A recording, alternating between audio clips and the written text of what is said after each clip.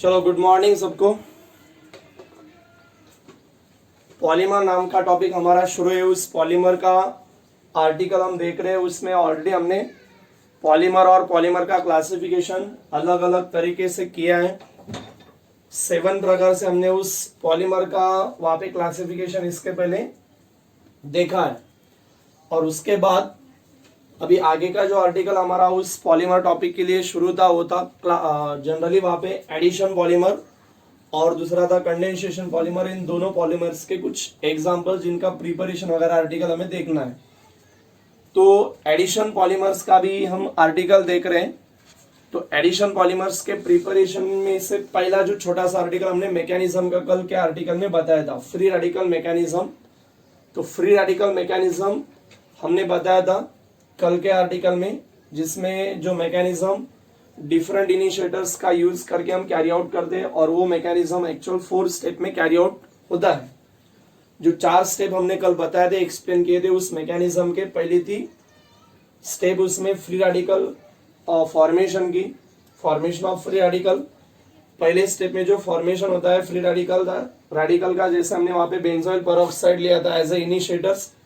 वो पहले होमोलाइटिक उसका क्लीवेज होता है। कार्बोक्सिल रेडिकल के 2 फ्री रेडिकल हमें मिलते हैं और जो कार्बोक्सिल रेडिकल होता है उनका इमीडिएटली डीकार्बोक्सिलेशन होके वहां पे फेनिल रेडिकल हमें मिलता है, फेनिल फ्री रेडिकल। तो पहली स्टेप थी फॉर्मेशन ऑफ फ्री रेडिकल। उसके बाद सेकेंड स्टेप में हमने बताया था जो फ्री रेडिकल वहां पे फॉर्मेशन होता है उस फ्री रेडिकल को हमने इथिलीन मॉलिक्यूल के साथ ऐड किया था। इथिलीन मॉलिक्यूल के साथ एडिशन करके वहां पे हमें और लार्जर फ्री रेडिकल मिलता है। उस टाइप के स्टेप को हमने चेन इनिशिएटिंग स्टेप कहा था। उसके बाद थर्ड नंबर की स्टेप थी चेन प्रोपेगेटिंग स्टेप। तो चेन प्रोपेगेटिंग स्टेप में हमने बताया था जो लार्जर फ्री रेडिकल है उसको और एक इथिलीन मॉलिक्यूल के साथ हम ऐड कर दे तो और बिग साइज का फ्री रेडिकल हमें मिलता है। और ये जो कंटिन्यूअस होने वाली रिएक्शन है इस स्टेप में, चेन प्रोपेगेटिंग स्टेप में, वहां पे 1000 and 1000 इथिलीन मॉलिक्यूल उसमें ऐड होके ये चेन कंटिन्यूअस चेन शुरू रहती है। तो that step is called chain propagating step. And last step chain terminating step, उसमें हमने बताया था कि जो कंटिन्यूअस होने वाली रिएक्शन है उस कंटिन्यूअस चेन रिएक्शन को हम स्टॉप कर दें अलग अलग तरीके से, like as stop the supply of ethylene molecule, या तो फिर पास द इम्प्यूरिटी और addition the impurity like as the oxygen, या तो फिर coupling of 2 continuous chain reaction. तो इसमें से कोई भी एक कंडीशन अप्लाई करके वहां पे हम चेन टर्मिनेट करते हैं, एंड करते हैं, उसको हमने चेन टर्मिनेशन स्टेप कहा था। तो ऐसे मैकेनिज्म ऑलरेडी हमने कल बताया था। अभी उसके आगे कुछ एडिशन पॉलीमर्स हमें बताने हैं।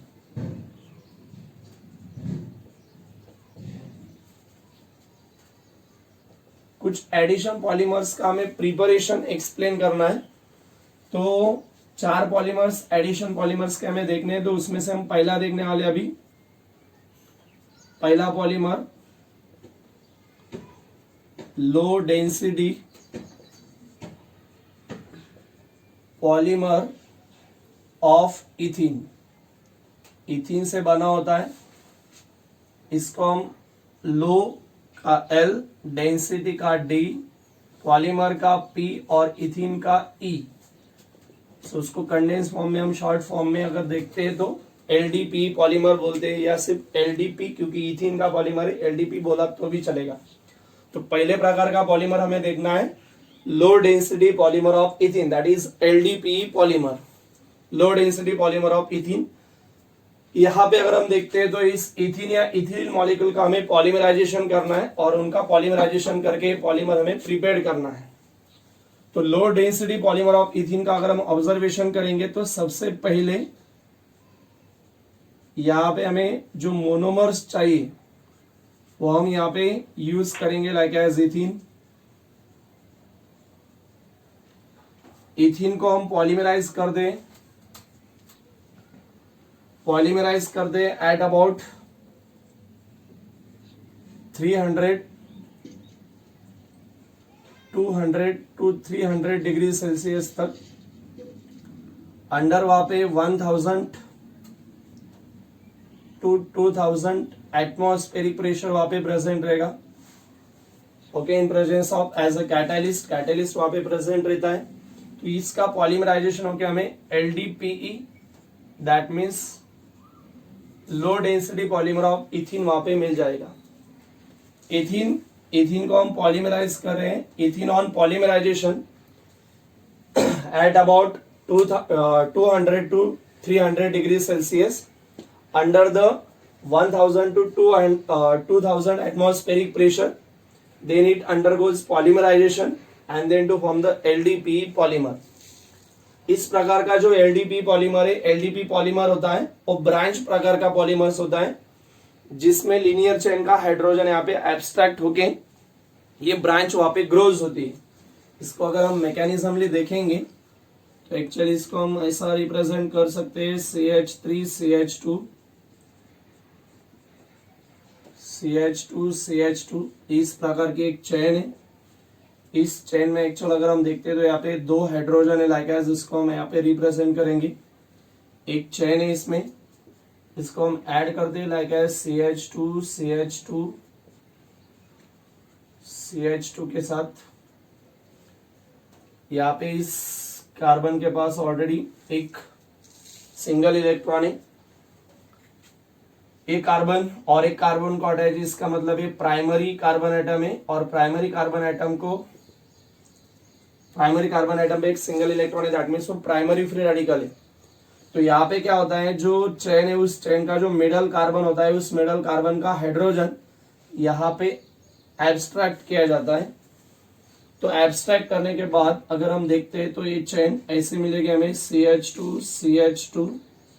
यहाँ पे अभी एक कार्बन एक हाइड्रोजन यहाँ से एब्स्ट्रैक्ट हो चुका है उधर, तो एक ही हाइड्रोजन बाकी है CH2 CH2 ये चेन हमें मिलेगा। और उसके बाद प्लस फॉर्म में एक्चुअल ये हाइड्रोजन इस कार्बन ने एब्स्ट्रैक्ट किया है तो यहाँ पे CH3 हो जाएगा। ये CH2 और ये CH2 यहाँ पे ऑलरेडी ये चेन कंटिन्यू के फॉर्म में। अभी इस कार्बन की वैलेंसी ऑलरेडी कंप्लीट हुई है, तो ये जो सिंगल इलेक्ट्रॉन है जहां से जो मिडल कार्बन है जहां से हाइड्रोजन एब्स्ट्रैक्ट हुआ है वो इलेक्ट्रॉन यहाँ पे आएगा। इस कार्बन का अगर हम ऑब्जर्वेशन करेंगे तो ये दो कार्बन का और अटैच है। हमने इसके पहले बताया जो carbon atom is attach to another one carbon then itself called primary, और ये कार्बन एटम अनदर दो कार्बन को अटैच है देन इटसेल्फ, तो इसको हम कहेंगे सेकेंडरी। तो ये सेकेंडरी फ्री रेडिकल्स मिलता है। तो प्राइमरी फ्री रेडिकल्स से कन्वर्शन होता है पहले सेकेंडरी फ्री रेडिकल्स, और इस सेकेंडरी फ्री रेडिकल्स को अगर हम उसमें इथिलीन या इथिन मॉलिक्यूल्स का एडिशन करेंगे तो ऑलरेडी CH2 यहाँ पे CH2 है। ये चेन ऑलरेडी कंटिन्यू, यहाँ पे एक इलेक्ट्रॉन था तो ये जो इथिलीन मॉलिक्यूल्स है यहाँ पे ऐड होता है। एक्चुअली डबल बॉन्ड है, इस डबल बॉन्ड में से एक बॉन्ड इस कार्बन में शिफ्ट होगा और शिफ्ट होने के बाद एक्चुअली यहाँ का इलेक्ट्रॉन और इस साइड में और अगर एडिशन करते तो ये ऐसा बनता जाएगा ये इलेक्ट्रॉन। तो इसका मतलब ये जो लॉन्ग चेन थी, लॉन्ग चेन में साइड अटैचमेंट वहां पे होती है, साइड चेन ग्रोज होती है, इसके कारण ये ब्रांच प्रकार का पॉलीमर्स है। आपको शॉर्ट फॉर्म में इतना अभी ओल्ड सिलेबस में था, ये ज्यादा एक्सप्लेन करने की जरूरत नहीं, आप रिएक्शन इतनी लिख सकते हो। आपके इंफॉर्मेशन के लिए मैंने ये बताया, बाकी का नीचे का आर्टिकल। तो जनरली सबसे पहला एडिशन पॉलीमर्स के प्रिपरेशन में पहला एग्जांपल देख रहे हैं हम, पहला पॉलीमर देख रहे हैं low density polymer of ethene, that means LDPE polymer. तो उसमें हम बता सकते हैं ethene on polymerase at about 200 to 300 degrees Celsius under the 1000 to 2000 atmospheric pressure, then it undergoes polymerization and to form the LDPE polymer। जिसके बाद ये आप जनरल रिएक्शन वहां पे लिख सकते हो। जो LDPE पॉलीमर है, LDPE polymer is the branch प्रकार का पॉलीमर होता है, so it is the branch polymers. और इस LDPE पॉलीमर्स का मैकेनिज्म है, फॉर्मेशन का मैकेनिज्म आपको अगर याद रखना है तो रख सकते हो। उसके बाद इसमें हमें उसके कुछ फिजिकल प्रॉपर्टी बताने, तो इस LDPE पॉलीमर का ऑब्जर्वेशन करेंगे, उसके नाम में ही बताया कि ये LDPE पॉलीमर यानी उसकी जो लो डेंसिटी है, इस प्रकार के पॉलीमर की जो डेंसिटी होती है वो लो है और उसके कारण उसका मेल्टिंग पॉइंट भी बहुत छोटा होगा। So it has a low melting point and has a low density, physical properties, property के बारे में हम बता रहे हैं। It has low melting point and has low density. उसके बाद अगर हम देखते हैं तो it is tough, strong but having the mechanically weak, और एक केमिकली इनर्ट भी होता है। It is chemically inert. उसके साथ एलडीपी पॉलीमर थोड़ा सा टफ होता है, स्ट्रांग होता है, बट मैकेनिकली वहां पे थोड़ा सा वीक होगा। जैसे कि जो कैरी बैग होती है वगैरह, उसमें अगर हम कुछ मटेरियल वहां पे यूज करते हैं, कपड़ा वगैरह उसमें डाल के हम लेके जा सकते हैं, लेकिन उसमें अगर पत्थर वगैरह डालते हैं तो मैकेनिकली थोड़ा सा भी वो फट जा सकती है। तो इट इज केमिकली इनर्ट, किसी भी प्रकार का केमिकल वहां पे उस पर डायरेक्टली इफेक्ट करता नहीं है। So it is chemically inert, tough, strong but having mechanically weak. Okay, उसके बाद अगर हम देखते हैं तो उसके कुछ यूजेस होते हैं। जो एलडीपी पॉलीमर है, लो डेंसिटी पॉलीमर होते हैं, तो लो डेंसिटी पॉलीमर्स का मैक्सिममली यूज जो केबल्स होते हैं, वायर्स होते हैं, इलेक्ट्रिकल वायर्स, तो उनका इंसुलेशन करने के लिए, जो हम देखते हैं अभी हमारे पास जो वायर्स वगैरह होते हैं, तो उस पर इंसुलेट करने के लिए जो रबर टाइप का आर्टिकल होता है, एक्चुअली लो डेंसिटी पॉलीमर इथिन होता है। तो केबल का इंसुलेशन करना, जो पैकिंग बैग्स रहती है, जो इलेक्ट्रॉनिक्स वगैरह मटेरियल हम नए अगर खरीदते हैं तो उसका पैकिंग करने के लिए जो मटेरियल रहता है तो इससे बना होता है। सो यूजेस में हम बता सकते हैं, low density polymer of ethene is used for the insulation of electrical wires या cables. Similarly it is also used to making the packing bags.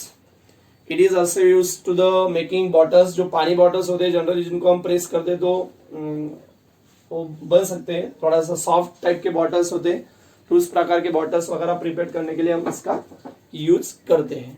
Okay, सो ये पहला एडिशन पॉलीमर जिसका प्रिपरेशन हमने ऑलरेडी अभी एक्सप्लेन किया है, याद रखना है, लो डेंसिटी पॉलीमर ऑफ इथिन।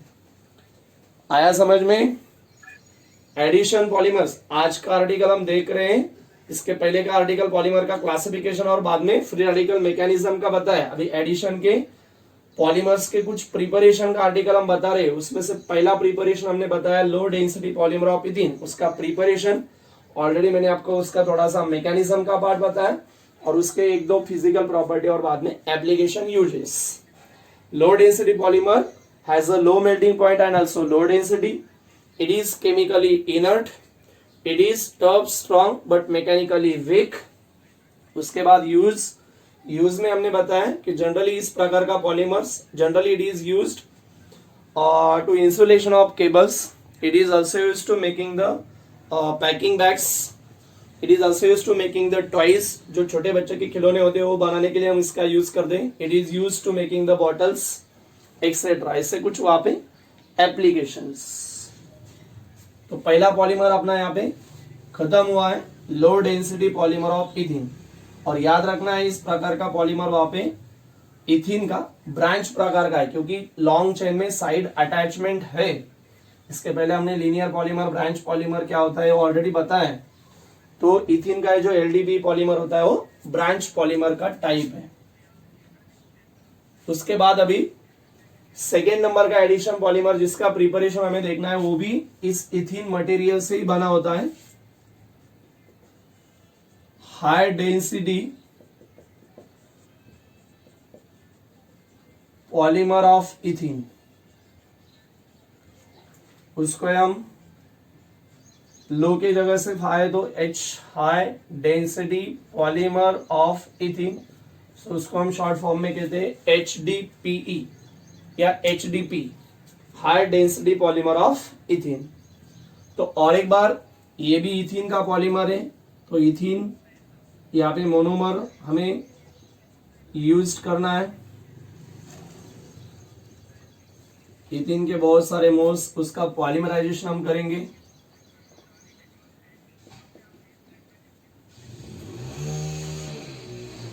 पॉलीमराइजेशन करते under the temperature 33 to 343 kelvin. Pressure आएगा under the pressure 6 to 7 atmospheric pressure, और यहाँ पे एज अ कैटलिस्ट प्रेजेंट है। तो इसका पॉलीमराइजेशन करने के बाद HDPE पॉलीमर हमें मिलेगा।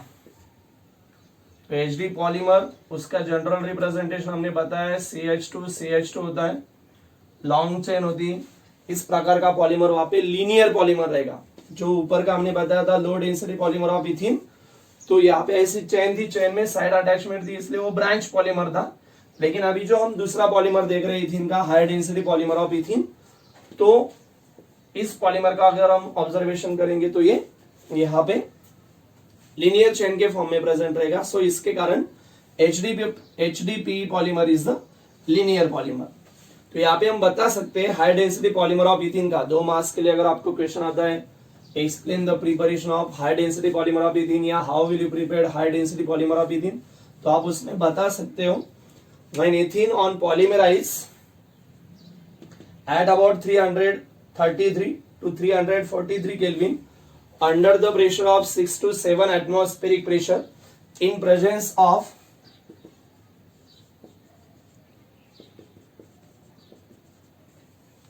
Ziegler-Natta catalyst, it gives the HDPE polymer, that means high density polymer of ethene।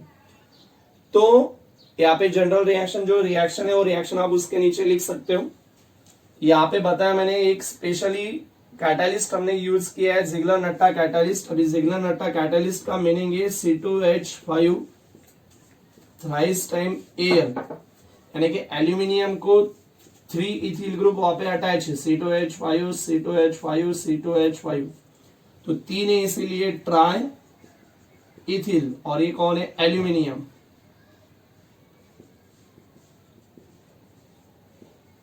Try ethyl aluminium, और उसी के साथ ये TiCl4 है, उसको हम कहते हैं टिटेनियम क्लोराइड। तो इनका जो मिक्सचर है, इनका जो कॉम्बिनेशन है, उसको हम Ziegler-Natta कैटालिस्ट कहते हैं। So when ethene on polymerase at about 333 to 343 Kelvin under the 6 to 7 atmospheric pressure in presence of Ziegler-Natta catalyst, then it gives HDPE polymer। उसके बाद आप उसकी रिएक्शन लिखेंगे, Ziegler-Natta catalyst is the mixture of triethyl aluminium and titanium chloride. अब आपको याद रखना है क्योंकि वहां पे ऑब्जेक्टिव वगैरह के फॉर्म में इस पे क्वेश्चन पूछा जा सकता है। Ziegler-Natta कैटालिस्ट यानी एग्जैक्टली क्या होता है, ऐसा क्वेश्चन बहुत बार आ चुका है और आ सकता है एग्जाम में, तो याद रखना है। उसके बाद इस पॉलीमर के भी हमें कुछ प्रॉपर्टीज और कुछ यूजेस बताने, तो उसके नाम में इसके जैसे ही लो डेंसिटी था तो ये हाई डेंसिटी है, इसका मतलब इसका मेल्टिंग पॉइंट ज्यादा रहेगा और इसकी डेंसिटी वहां पे ज्यादा रहेगी। सो it has high melting point and high density. ये भी केमिकली इनर्ट होता है and it is more harder than the LDP के कंपेयर में थोड़ा सा ज्यादा हार्ड होता है। उसके बाद जनरली ये जो होता है it is also resistance to other chemicals वगैरह जो रहेंगे, केमिकल्स या ऑर्गेनिक सॉल्वेंट, तो जनरली उनपे वो रेजिस्ट करता है, उनका ज्यादा यहाँ पे इफेक्ट वगैरह उस पे होता नहीं है। इसके बाद उसके कुछ यूजेस है, यूजेस में और एक बार हम यहाँ पे अगर देखते हैं तो इस प्रकार का जो पॉलीमर्स होता है it is use to making the जो पाइप्स होते हैं, जनरली वाटर का जो यूज होता है, वाटर फ्लो करने के लिए जो पाइप्स वगैरह हम यूज करते हैं, तो वो पाइप्स इससे बने होते हैं। So it is use to making the pipes. जो एग्रीकल्चर वगैरह जो होते हैं वहां पे हम ज्यादा से ज्यादा उस पाइप का यूज करते हैं, सबमरीन में यूज करते हैं, okay, to flowing the water. So generally it is use to making the pipes for the agriculture वगैरह। Second number, it is also use to making the household article. अपने घर में बहुत सारे जो आर्टिकल है, बहुत सारे जो वस्तुएं होती है वो इस पॉलीमर से बने होते हैं, HDPE पॉलीमर से। लाइक एज हमारे घर में बहुत सारे बकेट्स, ड्रम्स, जार्स, बॉटल्स वगैरह जो होते हैं वो पूरे आर्टिकल्स इससे बने होते हैं। So it is use to making the household articles like as the drums, pipes, है कि नहीं, बकेट, डस्टबिन, जार्स, बॉटल्स, है कि नहीं, तो ये बनाने के लिए हम उसका यूज करते हैं। It is use to making the जो बॉटल्स वगैरह वो भी बनाने के लिए इसका यूज किया जाता है। और similarly it is use to making the जो हॉस्पिटल में वगैरह जो हम अभी देख रहे हैं कोरोना की वजह से जो पीपी किट वगैरह जो रहता है या जो ग्लोव्स वगैरह रहता है कि नहीं, तो वे वेयर बनाने के लिए हॉस्पिटल्स में भी इसका यूज किया जाता है। सो these are the some uses and properties for high density polymer of ethene या HDPE पॉलीमर। तो ये सेकेंड नंबर का पॉलीमर हमने बताया, उसमें high density polymer of ethene. और एक बार बता रहा हूं, when ethanol polymerize at about 333 Kelvin to 343 Kelvin under pressure 6 to 7 atmosphere in presence of catalyst like as the Ziegler-Natta catalyst, then it gives addition polymer called HDPE polymer. HDPE polymer is the linear polymers. Ziegler-Natta catalyst क्या होता है तो याद रखना है, it is a triethyl aluminium and titanium chloride, इन दोनों का combination है, दोनों का मिक्सचर है। कुछ physical property, it has high melting point and also high density. It is chemically inert, tough and more harder than LDPE. उसके बाद हमने बताया कि generally it is also resistance to chemicals वगैरह जो रहते हैं अल्कली वगैरह उसको रेजिस्ट करता है। कुछ एप्लीकेशंस हमने बताया, एप्लीकेशन में हमने बताया कि generally it is used to making the pipes for the agriculture. Similarly it is used to making the household materials और household article like as a drum, dustbin वगैरह जो भी आप वहां पे बता सकते हैं। It is also used to making the hospitals where जो ग्लोव्स वगैरह होते हैं वो बनाने के लिए जनरली इनका इस्तेमाल किया जाता है। तो ऐसे कुछ एप्लीकेशन उसमें आप बता सकते हो। ओके, थ्योरेटिकल पार्ट तो एप्लीकेशन और प्रॉपर्टीज का। तो ये सेकेंड नंबर का पॉलीमर जो हमने यहाँ पे अभी प्रिपेयर किया है, HDPE पॉलीमर। आया समझ में? अभी उसके आगे थर्ड नंबर का पॉलीमर हमें बताना है।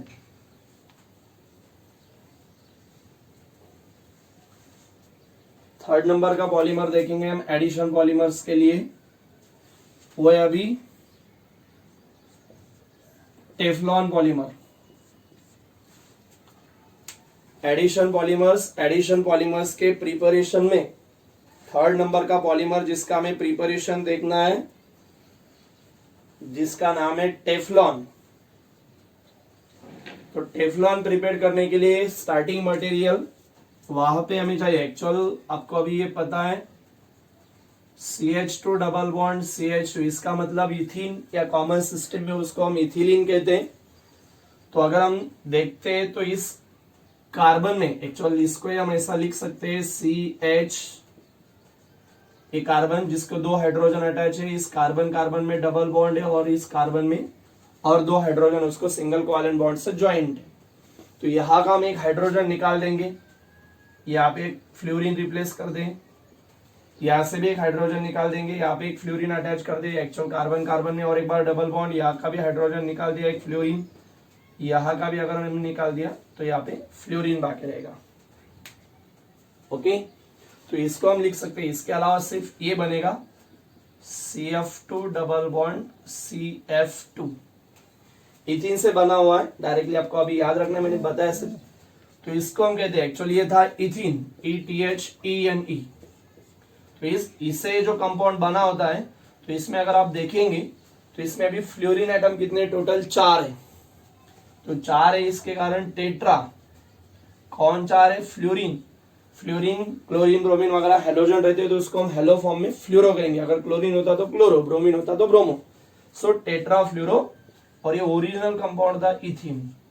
तो अभी जो कंपाउंड हमें मिला है CF2 डबल बॉन्ड CF2, तो उसको हम कहते हैं टेट्रा फ्लोरो इथीन। ओके, तो ये डायरेक्टली हमें यूज करना है, कैसा आया था वो मैं बताया। तो यहाँ पे स्टार्टिंग मटेरियल यूज करना है, रॉ मटेरियल यूज करना है CF2 डबल बॉन्ड CF2, मतलब टेट्राफ्लोरोइथीन। बहुत सारे मोल्स जिनको हम पॉलीमराइज करेंगे।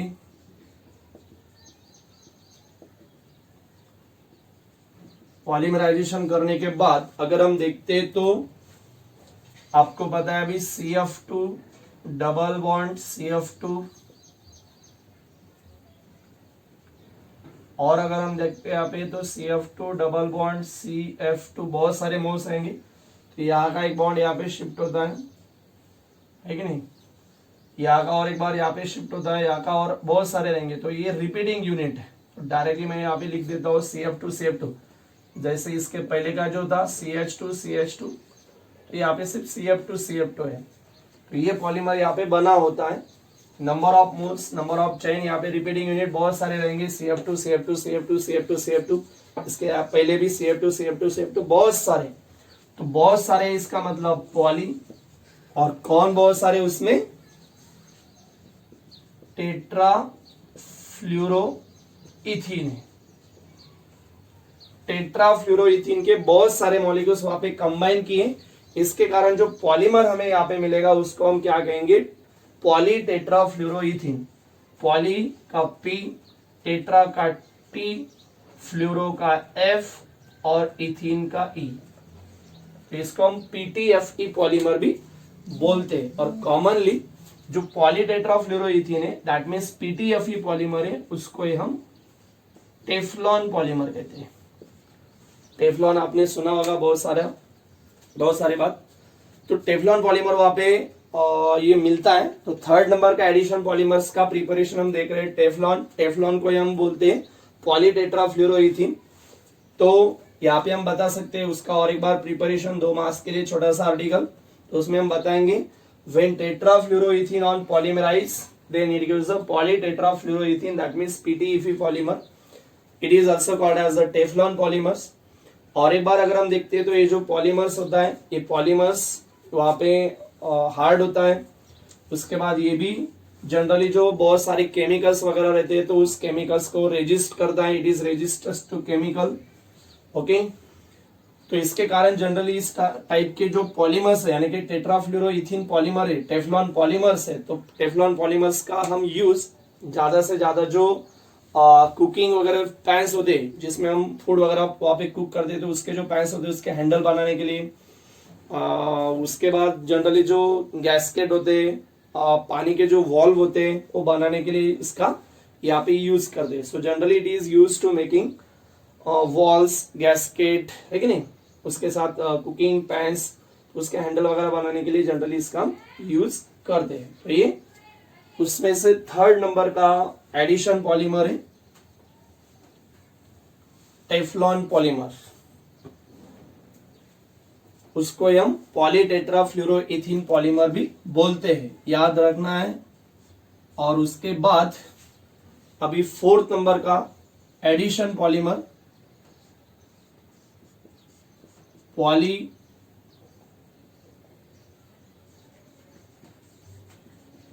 एक्रिलोनाइट्राइल, पॉली का P, एक्रिलो का A, नाइट्राइल का N, इसको हम पैन पॉलीमर भी बोलते हैं, पॉली एक्रिलोनाइट्राइल।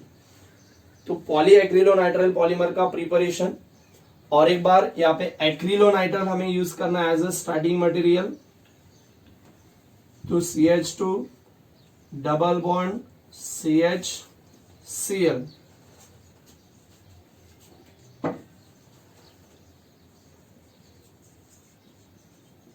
सॉरी Cl की जगह CN, cyanide. Acrylonitrile, nitrile group है, साइनाइड ग्रुप है। एक्रिलोनाइट्राइल, इसको हम विनिल साइनाइड भी बोल सकते हैं कॉमन सिस्टम में। ये विनिल ग्रुप है, CH2 CH बॉन्ड, और ये साइनाइड है, या तो फिर उसको एक्रिलोनाइट्राइल कहते हैं। तो इसके और एक बार बहुत सारे नंबर ऑफ मोल्स पॉलीमराइजेशन करना है।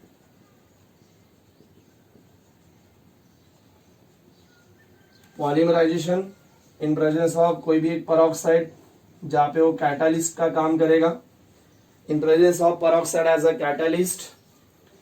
तो इस रिएक्शन को हम ऐसा लिखेंगे, ये जो CH2 डबल बॉन्ड CH है, तो साइनाइड ऐसा ऊपर में लिखता हूं मैं CN, और एक बार CH2 डबल बॉन्ड CHCN, और अगर होता तो CH2 डबल बॉन्ड CHCN, ऐसे बहुत सारे मोल्स रहेंगे। तो यहाँ पे भी अगर हम देखते हैं तो यहाँ का एक डबल बॉन्ड इस साइड में शिफ्ट होगा, ये चेन कंटिन्यू। यहाँ पे और एक बार देखेंगे तो ये यहाँ पे शिफ्ट होगा, ये यहाँ पे शिफ्ट होगा। तो ये रिपीटिंग यूनिट है, यानी कि CH2 CHCN, CH2 CHCN, CH2 CHCN, CH2 CHCN, तो ऐसे बहुत सारे मोल्स यहाँ पे इस चेन में ऑलरेडी इंक्लूड होते हैं, प्रेजेंट होते हैं। तो ऐसे एक लॉन्ग चेन हमें यहाँ पे मिलेगी, इसको हम कहते हैं। अभी इसमें ये जो एक्रिलोनाइट्राइल है, विनिल साइनाइड है, एक्रिलोनाइट्राइल के बहुत सारे मोल्स है, तो बहुत सारे इसका मतलब, और एक बार पॉली कौन है उसमें, एक्रिलोनाइट्राइल। तो पॉली एक्रिलोनाइट्राइल, पॉली का पी, एक्रिलो का ए, नाइट्राइल का N, that is PAN polymers. तो फोर्थ नंबर के पॉलीमर्स के प्रिपरेशन में हम बताएंगे when acrylonitrile on polymerize in presence of peroxide as a catalyst, then it is a polyacrylonitrile polymer called as a PAN polymer। और generally इसको हम commercially ORLON Orlon और एक्रिलन पॉलीमर बोलते हैं। Polyacrylonitrile is commercially known as Orlon polymer या तो फिर एक्रिलन polymers. और इस प्रकार का जो पॉलीमर है यानी कि ऑर्लॉन पॉलीमर है या तो फिर पॉलीएक्रिलोनाइट्राइल पॉलीमर है, तो इस प्रकार के पॉलीमर का हम यूज करते हैं टू मेकिंग द आर्टिफिशियल ऊल। जैसे कि नेचुरल ऊल जो होता है वो हमें शिप से मिलता है कि नहीं, तो उसके जो हेयर होते हैं उससे जो मिलता है उसको हम नेचुरल ऊल कहते हैं। तो उसी के जैसा यहाँ पे एक आर्टिफिशियल प्रकार का ऊल होता है जिसके कारण वहां पे वो आर्टिफिशियल ऊल बनाने के लिए इस ऑर्लॉन पॉलीमर्स का वगैरह यूज करते हैं। So it is use to making the artificial, it is used as to making the artificial wool. And उसके कारण हम वहाँ पे ब्लैंकेट्स जो आर्टिफिशियल ऊल रहता है उसका यूज, जो ब्लैंकेट वगैरह रहते हैं हम यूज करते हैं डेली लाइफ में, तो ब्लैंकेट वगैरह बनाने के लिए इस आर्टिफिशियल ऊल का, दैट मीन्स ऑर्लॉन पॉलीमर्स का हम यूज करते हैं। तो ये वो है अपने चार पॉलीमर, चार एडिशन पॉलीमर्स का प्रिपरेशन। तो सबसे पहला प्रिपरेशन मैंने आपको बताया भी एडिशन पॉलीमर का, लो density polymer of ethene, that is LDPE polymer. Second number का पॉलीमर हमने बताया अभी HDPE polymer, that means high density polymer of ethene. Third number का जो पॉलीमर्स है वो हमने बताया वहां पे टेफ्लॉन। एक्चुअल टेफ्लॉन जो पॉलीमर है उस टेफ्लॉन पॉलीमर्स को हम क्या कहते हैं, पॉलीरो इथीन, ओके, या उसको हम PTFE पॉलीमर भी बोल सकते हैं। और उसके बाद फोर्थ नंबर का एडिशन पॉलीमर जिसका हमने प्रिपरेशन बताया है पॉली एक्रिलोनाइट्राइल पॉलीमर, जैसे कि उसको हम पैन कहते हैं या उसको कमर्शियली दूसरा नाम है ऑर्लॉन पॉलीमर और Acrilan polymer. Okay, low density polymer of ethene, as starting material हमने इथीन का यूज किया है। लो डेंसिटी पॉलीमर इथीन जो होता है दैट मीन्स LDPE पॉलीमर होता है जिसकी मेल्टिंग पॉइंट कम होता है, लो होता है, डेंसिटी कम होती है। उसी के साथ वो ब्रांच पॉलीमर है क्योंकि हमने जो मैकेनिज्म उसमें बताया था पहले, तो हाइड्रोजन एब्स्ट्रैक्ट करके, हाइड्रोजन वहां पे एब्स्ट्रैक्ट करके वो फॉर्मेशन होता है जिसमें अगर हम देखते हैं तो पहले प्राइमरी फ्री रेडिकल का कन्वर्शन सेकेंडरी फ्री रेडिकल में होगा और सेकेंडरी फ्री रेडिकल में इथिलीन मॉलिक्यूल की एडिशन होकर वहां पे ब्रांच चेन ग्रो होती है, ब्रांच की जो चेन है वो ग्रोज होती है, इंक्रीज होती है और उसके कारण वो ब्रांच पॉलीमर वहां पे हमें मिलता है, that is called high density polymer of ethene. उसके बाद थर्ड नंबर का पॉलीमर हम बता रहे हैं टेफ्लॉन पॉलीमर। जो टेफ्लॉन पॉलीमर है, टेफ्लॉन पॉलीमर दैट मीन्स पॉलीटेट्राफ्लोरोइथीन, तो वो बनाने के लिए, वो प्रिपेयर करने के लिए as a starting material tetrafluoroethene that means CF2 double bond CF2 का हम यूज कर दें। जब उसका पॉलीमराइज करेंगे तो CF2 इस प्रकार की लॉन्ग चेन हमें मिलेगी, दैट इज पॉलीटेट्राफ्लोरोइथीन और PTFE polymer commonly called as a Teflon. और इस टेफ्लॉन का हम जो कुकिंग पैंस वगैरह होते हैं वो बनाने के लिए, उसके बाद जो वॉल्व होते हैं, जो मोटर्स वगैरह हम यूज करते हैं, पानी का जहाँ पे वॉल्व्स होते हैं वहाँ पे कॉक वगैरह बिठाते हैं हम बहुत सारे पाइपलाइन में, तो वहाँ पे जो वॉल्व होते हैं वो वॉल्व बनाने के लिए हम वहाँ पे यूज करते हैं। गैस्केट वगैरह बनाने के लिए हम जनरली उसका यूज करते हैं। तो these are the some application. क्योंकि ये एप्लीकेशन हम क्यों यूज करते हैं कि बहुत सारे जो केमिकल्स वगैरह रहते हैं या जो हीट वगैरह रहता है वो उस पर अफेक्ट करते नहीं, उसको रेजिस्ट कर पाता है, इसके कारण उसके कुछ यूज है। और लास्ट वन हमने बताया अभी एक्रिलन यानी कि Orlon, that is also called as a poly acrylonitrile polymer, जो हमें एक्रिलोनाइट्राइल यानी कि विनिल साइनाइड का पॉलीमराइजेशन करके मिला है by using catalyst like as a peroxide. और इस प्रकार का polymer are used to making the artificial wool और उस आर्टिफिशियल वूल का यूज करके हम ब्लैंकेट वगैरह बनाते हैं। सो ये चार पॉलीमर एडिशन पॉलीमर जिनका प्रिपरेशन का आर्टिकल हमने इसके पहले अभी बताया। अभी अगले लेक्चर में हम कंडेंसेशन पॉलीमर्स के कुछ एग्जांपल्स जिनका हमें प्रिपरेशन देखना है। आज के आर्टिकल में इतना है।